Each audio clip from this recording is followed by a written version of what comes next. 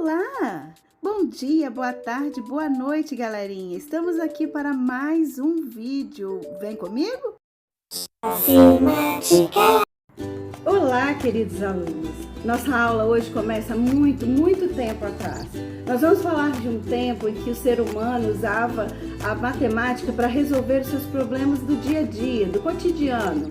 Nós vamos falar de um tempo em que a geometria se resumia a medir o terreno para a plantação, a calcular a divisa de um terreno, a calcular o perímetro de uma casa.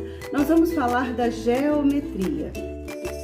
A palavra geometria tem origem em geo, terra, metria, de medir. Então, aquilo que é usado para medir a terra. Se nós olharmos com atenção, nós vamos perceber que a geometria está por todo lado. Por onde quer que a gente vá, nós veremos os conceitos geométricos muito bem aplicados em construções, em jardins, em castelos. Os exemplos mais conhecidos são as pirâmides do Egito. Tenho certeza que você já ouviu falar. E é desse tipo de forma geométrica que nós vamos falar hoje, das formas geométricas não planas. Primeiro a gente precisa lembrar a diferença entre forma geométrica plana e forma geométrica não plana. As formas geométricas planas são representadas através de desenhos.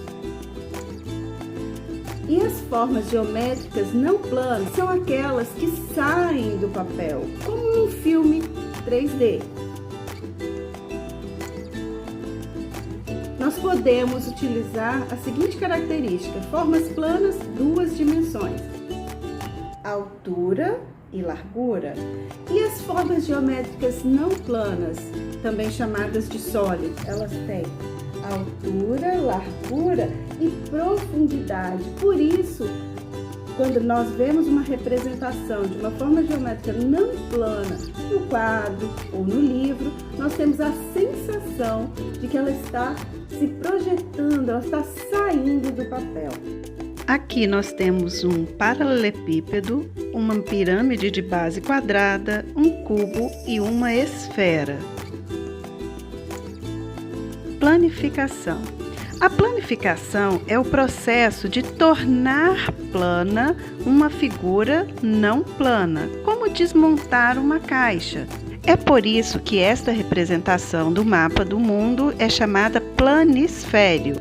Para identificar a qual forma pertence a planificação, nós precisamos olhar atentamente as formas que compõem cada um dos seus lados.